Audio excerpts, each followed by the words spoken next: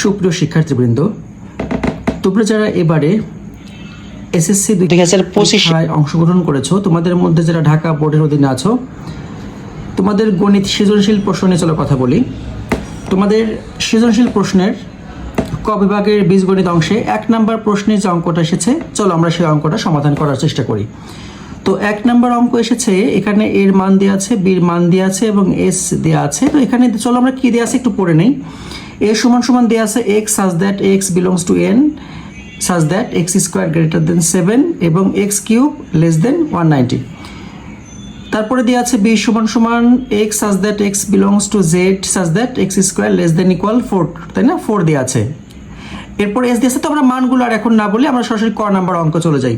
দেখো এখানে ক নাম্বার অঙ্ক কি বলেছে, এখানে তোমাদের এখানে ক নাম্বার অঙ্কে বলেছে সি ইকুয়াল ওয়াই। তারপরে এটা একটু লিখে নেই, যেখানে সমাধান যেহেতু আমরা করতেছি তাহলে সমাধানে আমরা একটু লিখে নেই যে C equal Y belongs to N such that y square plus 3y plus 2 equal 0। এটাকে বলেছে যে তোমার এটাকে তালিকা পদ্ধতিতে প্রকাশ করো। তাহলে চলো আমরা এই অঙ্কটা এখন তালিকা পদ্ধতিতে প্রকাশ করি। এখন এই তালিকা পদ্ধতিতে প্রকাশ করতে গেলে আমরা শুধুমাত্র এই অংশটুকুন নিয়ে কাজ করব। তাহলে চলো আমরা এখানে লিখি যে y square plus 3y plus 2 equal 0। এখন এই যে প্রথম যে অংশটুকুন আছে, এই অংশটুকুনকে আমরা মিডিল টার্ম করব, অর্থাৎ উৎপাদক যে ভাবে আমরা করেছি সেই উৎপাদক ভাবে অঙ্কগুলো করার চেষ্টা করব। তাহলে চলো আমরা দেখি এটাকে কিভাবে মিডিল টার্ম করা যায়। তাহলে মিডিল টার্ম করার নিয়ম কি তোমাদের মনে আছে কিনা বলো তো?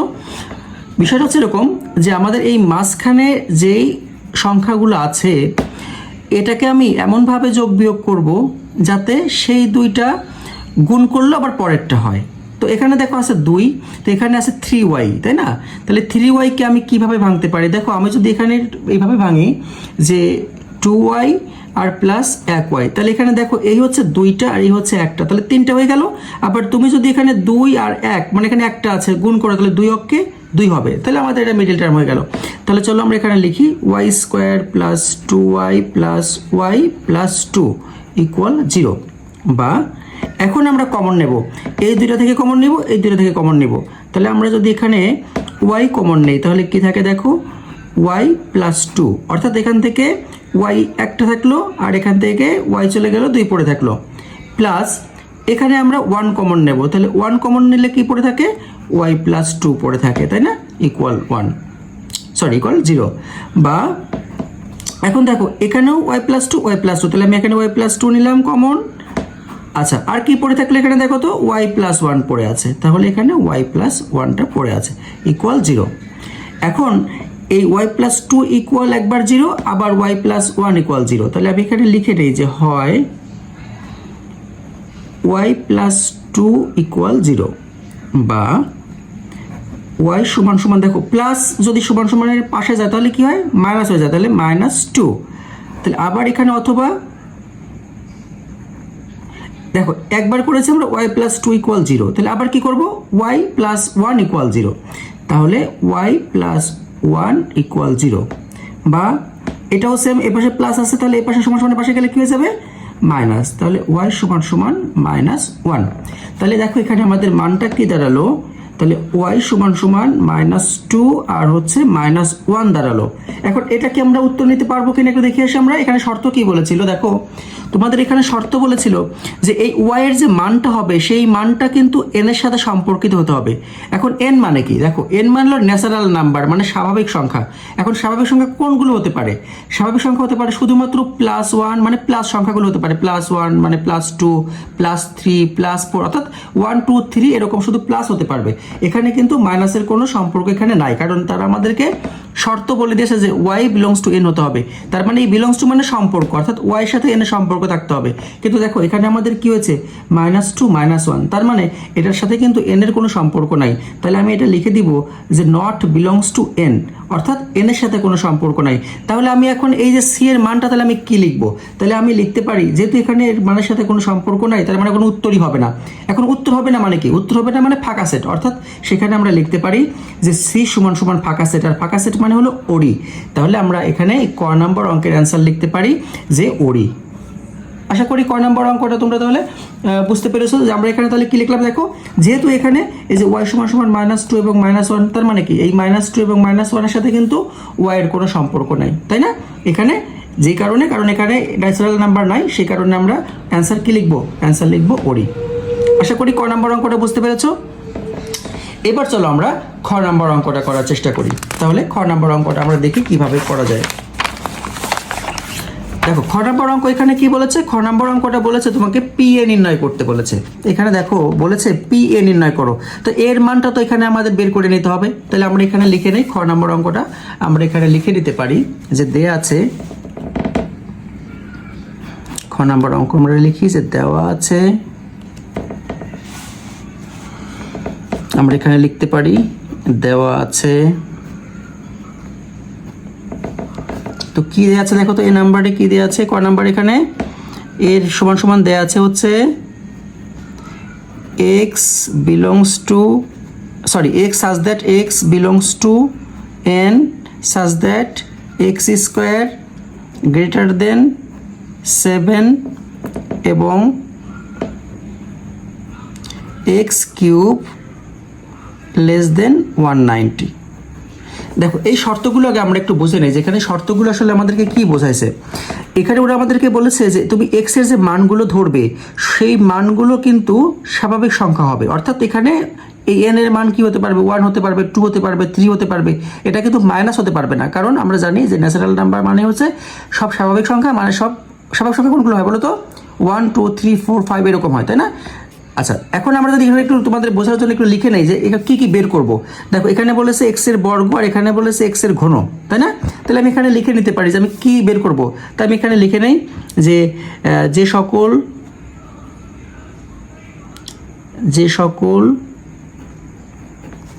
স্বাভাবিক সংখ্যার বর্গ, এখানে বর্গ বলছে না, বর্গ, তাহলে 7 অপেক্ষা মানে 7 অপেক্ষা বড়, 7 অপেক্ষা বড় এবং ঘন। দেখো এখানে কি লেখা আছে? x³ না, মানে কি ঘন, এবং ঘন 190 অপেক্ষা ছোট, তাদের সেট। দেখো এই কথাটা লেখা হলে তুমি কিন্তু তখন ক্লিয়ার হয়ে গেলা যে আমার আসলে উত্তরটা কি বের করতে হবে। তাহলে এখানে আমরা কি লিখেছি একটু ভালো করে দেখো তো। আমরা এখানে কি লিখেছি?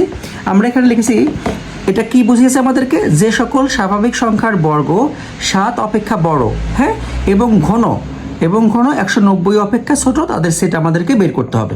তাহলে এখন n মানে কি? n মানে হচ্ছে আমরা ধরবো হচ্ছে 1 2 3 4 5 6 এরকম ডট ডট, আমরা যতক্ষণ না শর্ত আমাদের মিলবে ততক্ষণ পর্যন্ত আমাদের অঙ্কগুলো আমরা করে নিব। তাহলে এখন চলো আমরা এখানে দেখি অঙ্কগুলো আমরা কিভাবে মেলাতে পারি। তো আমি যদি এখানে প্রথমে ধরে নেই যে x = 1 হলে, আমি এখানে x এর মানটা 1 ধরলাম, তাহলে দেখো তো প্রথমে আমরা কি বর্গটা আমাদেরকে বের করে নিতে হবে। তাহলে x² এর জায়গায় আমি লিখবো 1²। এখন 1² মানে হচ্ছে 1ই, তাই না? এখন দেখো, এখন এই 1 কি এই 7 অপেক্ষা বড় না ছোট? 7 অপেক্ষা নিশ্চয়ই ছোট, তার মানে কি 7 বড়।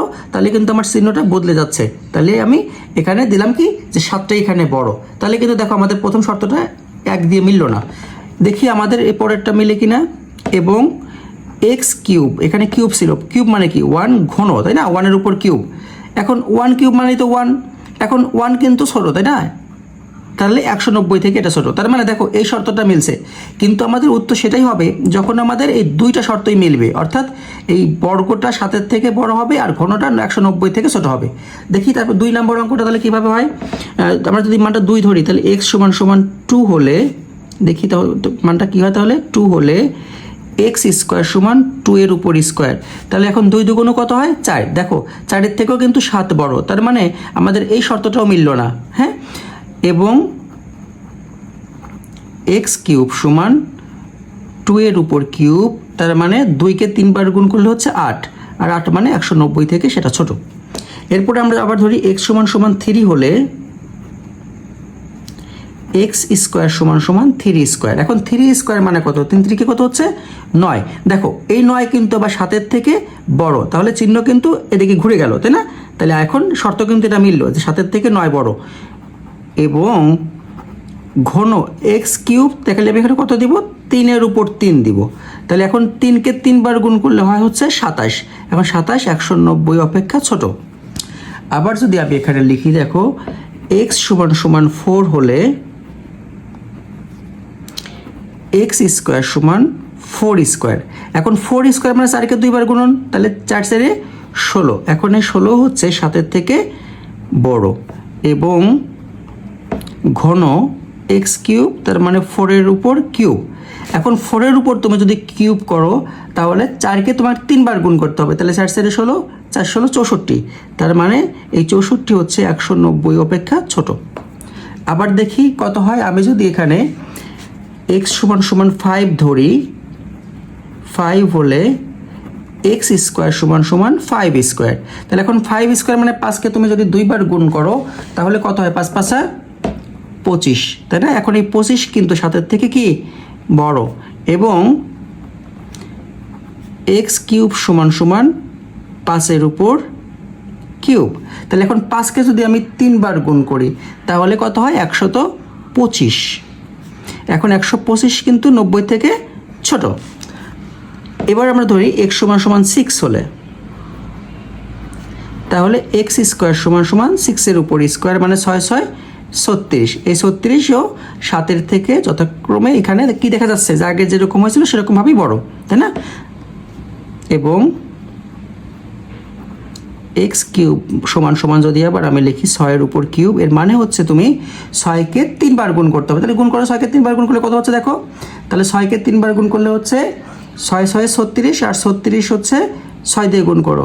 তাহলে 36কে যদি আমি 6 দিয়ে গুণ করি তাহলে 6 6 36-এর 6 হাতে হলো 3, 3 6 18 আর 3 21, তার মানে 216। দেখো এখন এই 216 কিন্তু 90-এর থেকে 190-এর থেকে বড়, তাই না? তাহলে চিহ্ন কিন্তু বদলে গেল। এখন দেখো ওরা আমাদেরকে এই যে এখানে যে শর্তটা দিয়েছিল যে 7-এর যে তুমি এক্সের যে মান বের করবা সেই মানটা হবে 7-এর থেকে বড়। তাহলে 7-এর থেকে বড় আমাদের কোনটা কোনটা হয়েছে দেখো তো। এটা হয়েছে 3, মান যখন 3 ধরেছে তখন হয়েছে 4, হয়েছে 5 হয়েছে। হ্যাঁ, আবার শর্ত দিয়েছিল যে 190 অপেক্ষা ছোট হবে।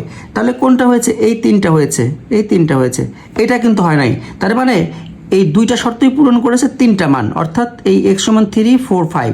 তাহলে আমি এখানে লিখতে পারি যে এক্স এর মান হচ্ছে, অর্থাৎ এই যে আমি যে এ যে ধরবো এখানে যে এর মানটা এই শর্তানুযায়ী, তাহলে এ সমান সমান হচ্ছে কত, এ সমান সমান হচ্ছে 3 4 5। তাহলে কি বিষয়টা বুঝতে পেরেছো যে এখানে তাহলে এর মানটা আমরা কত পেলাম, 3 4 5 পেলাম। এখন আমাদের অঙ্কে বলেছিল যে তোমাকে পি এ নির্ণয় করতে হবে। তো এখন এই পি এ মানে কি, পিটা হচ্ছে তোমার এখানকার, অর্থাৎ এই যে এখানে যে তুমি সেটের যে 3 4 5 পেয়েছো, অর্থাৎ এই এর উপসেটগুলো তোমাকে বের করতে হবে। তাহলে এখন এই উপসেটগুলো মানে কি, মানে তোমার এই যে 3টা এখানে যে সংখ্যাগুলো পেয়েছো এই সংখ্যাগুলোকে কতভাবে সাজানো যায়। তো আমরা যদি এখন লিখি যে অতএব পি এ সমান সমান, আমি এখন যদি আলাদা করে লিখি দেখো কিভাবে সাজাতে পারি।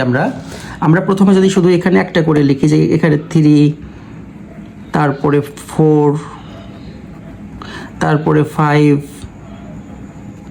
দেখো তাহলে আলাদা করে লিখলাম। আবার যদি আমি লিখি 3 4 3 5, দেখো তো লেখা যায় কিনা, 3 4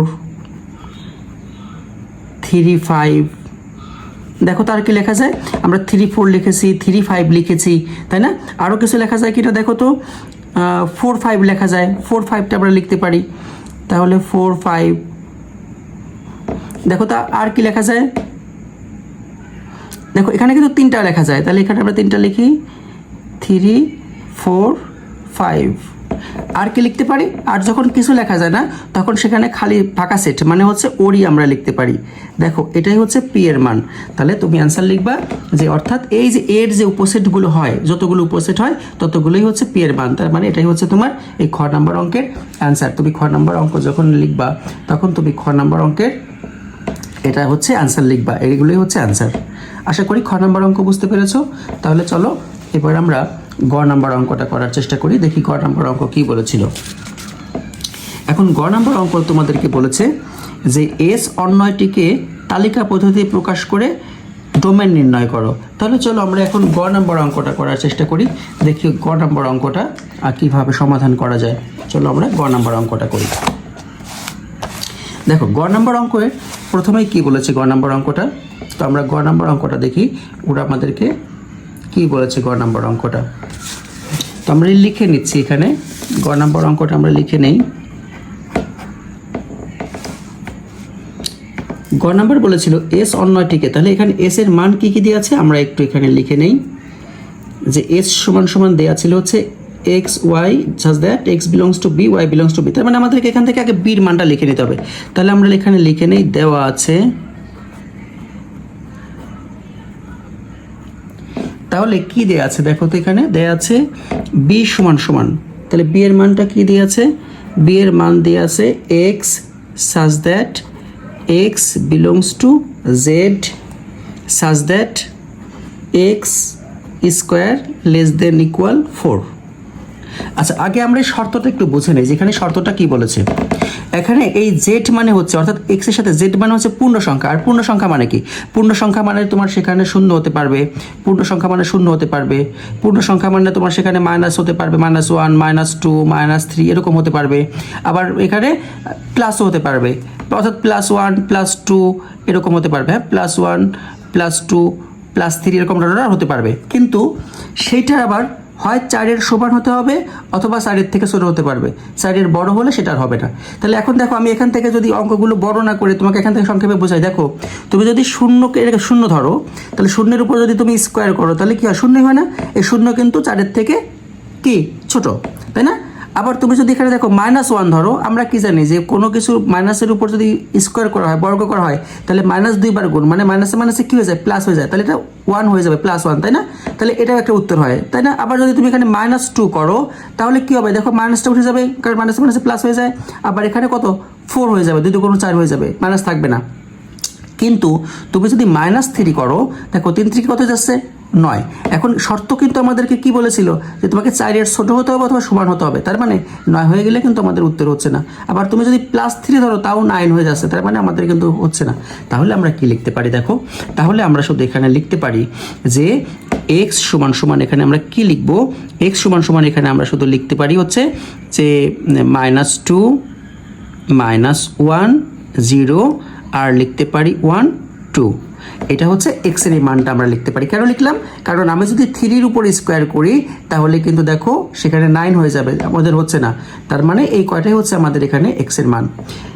এখন কি বলছিল দেখো, এখানে লিখছিল ওরা যে তোমার এখানে কাজ করতে হবে হচ্ছে, তারপরে লিখে নেই একটু যে এস সমান সমান কি বলেছিল, X Y such that x belongs to b, y belongs to b এবং y মাইনাস এক্স সমান সমান -1। এখন আমরা একটু লিখে নেই, এটুকুনকে একটু আলাদা করে নেই যে y মাইনাস এক্স সমান সমান -1। তো আমরা এখান থেকে y এর মানটা আমরা একটু বের করে নেই, বা y সমান সমান দেখো এই ইকুয়ালের বাম পাশে যদি মাইনাস থাকে তাহলে ইকুয়ালের ডান পাশে গেলে কী হয়ে যায়, প্লাস হয়ে যায় না। তাহলে x - 1। এখন আমরা এই যে মানটা যে পেয়েছিলাম, x এর যে মানটা পেয়েছিলাম, হ্যাঁ, তাহলে এখন আমরা এই মানটাকেই আমরা y এ বসিয়ে নির্ণয় করব। তাহলে আমরা কি লিখতে পারি বলো তো, তাহলে আমরা এখানে লিখতে পারি যে x, হ্যাঁ, x এর মান বসিয়ে y সমান সমান x - 1 নির্ণয় করি।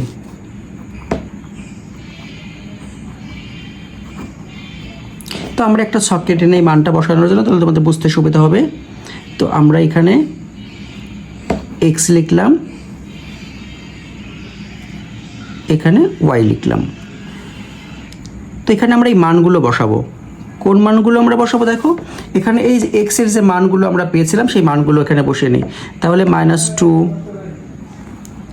তারপরে কত -1, তারপরে হচ্ছে কত 0, তারপরে হচ্ছে 1, তারপরে হচ্ছে 2। আচ্ছা, এই মানগুলো আমরা বসাইলাম। এখন বসানোর পরে খেয়াল করো, তাহলে এখন এই এক্সের প্রথম যে মানটা, তাহলে তুমি এখানে মানটা বসাও। তাহলে আমরা যদি এখানে একটু রাফে করার চেষ্টা করি, দেখো আমরা যদি এখানে রাফে করি, তাহলে ওয়াই সমান সমান হচ্ছে কি বলতো, x - 1, তাই না? তাহলে আমরা প্রথম ঘরে এক্সের মান কত ধরেছি, এখানে -2 ধরেছি না? তাহলে -2 আর -1। এখন দেখো এখানে মাইনাসে মাইনাসে চিহ্ন কি হয় বলো, কি হবে? মাইনাসে মাইনাস হয় প্লাস, তাই না? কিন্তু চিহ্ন হবে কি এখানে মাইনাস, তাহলে -3। দেখো এখানে কিন্তু তাহলে কি হয়ে গেল, -3। তুমি তাহলে আবার এখানে এক্স এর জায়গায় এই পরের লাইনে কি বসাবা, -1। তাহলে যখন -1 বসাবা, তাহলে মাইনাসে মাইনাসে কি প্লাস না, আর -1 -2, তাহলে এখানে কি হয়ে গেল, -2 হয়ে গেল। আচ্ছা, এখন দেখো তুমি যদি আবার এখানে খেয়াল করো যে এখানে এক্স এর জায়গায় কত বসাবা, এখানে 0 বসাবা, তাহলে 0 বিয়োগ 1, তাই না? তাহলে এখন 0 বিয়োগ 1, তার মানে 0 থেকে 1 বিয়োগ করলে কি থাকে, একই থাকে, তাহলে -1। তাহলে এখানে আমি কি বসাবো, -1 বসাবো। আবার সেম, তাহলে তুমি এখানে এক্স এর জায়গায় এখানে কত 1 বসাও, তাহলে 1 বিয়োগ 1 মানে কত, 0, তাই না? আচ্ছা, তাহলে আবার এখন এই 2 এর থেকে 1 বাদ দাও, তাহলে কি থাকে, 1। এখন দেখো একটা জিনিস খেয়াল করে দেখো, এই যে আমরা যে মানগুলো বসাইলাম, তাই না? এই মানগুলো বসাইলে এখানে খেয়াল করে দেখো যে আমাদের এইখানে যে শর্তগুলো দিয়েছিল, সেই শর্তের মধ্যে আমরা যে মানটা পেয়েছিলাম তার মধ্যে কি -3 ছিল না। তার মানে আমি কি লিখতে পারি, আমি লিখতে পারি যে এক্স নট, হ্যাঁ সরি, আমি আরও সহজ করে লিখি, এইভাবে লিখি যে -3 নট বিলংস টু এক্স। হ্যাঁ, অর্থাৎ কি, অর্থাৎ এর সাথে কোনো মানে এই যে এক্স এর মানের সাথে এটার কোনো সম্পর্ক নাই। কাজেই আমরা এখানে বলতে পারি যে কাজেই আমরা এভাবে যদি লিখি যে কাজেই এই পুরো জোটটার সাথে আমাদের কোনো সম্পর্ক নেই। তাহলে -2 এবং -3 নট বিলংস টু বি, মানে এই পুরা এই কথাগুলোর সাথেই আমাদের কোনো সম্পর্ক নাই। তাহলে এখানে অন্যয় আমরা কি লিখব, তাহলে আমি লিখব যে এখানে অন্যয় এস সমান সমান, তাহলে আমি কি লিখতে পারি বলো, আমি লিখতে পারি যে এস অন্যয় সমান সমান, তাহলে এই জোটটা বাদ দিয়ে আমরা এখানে লিখতে পারি যে -1 -2 এই একটা জোড়। আবার আমরা লিখতে পারি যে 0 -1 একটা জোড়। আবার আমরা লিখতে পারি যে 1 0 একটা জোড়। আবার লিখতে পারি 2 1 একটা জোড়।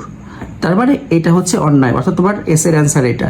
আবার একটু এখানে পাশে বলেছিল ডোমেন নির্ণয় করো। আচ্ছা, তোমরা তো জানো সবাই যে ডোমেন কোনগুলো, জোড়ের প্রথম যে সংখ্যাগুলো থাকবে সেটাই হচ্ছে ডোমেন বা ডোম, তাই না? তাহলে তুমি এখানে লিখতে পারো যে অতএব ডোমেন সমান সমান হচ্ছে প্রথমটা কি আছে -1, তারপরে কি 0, তারপরে প্রথমটা কি আছে 1, তারপরে কি আছে 2, তাই না? এটাই হচ্ছে অ্যান্সার। তাহলে তোমার এই গ নম্বর অঙ্কের অ্যান্সার হচ্ছে এস এর এই মানটা আর ডোমেনটা, মানে ডোমেন মানে হচ্ছে ডোম। আশা করি এই 1 নম্বর অঙ্কটা তোমরা সবাই বুঝতে পেরেছো। ধন্যবাদ সবাইকে। আমরা এবার পরবর্তী অঙ্কটা করার চেষ্টা করি, চলো।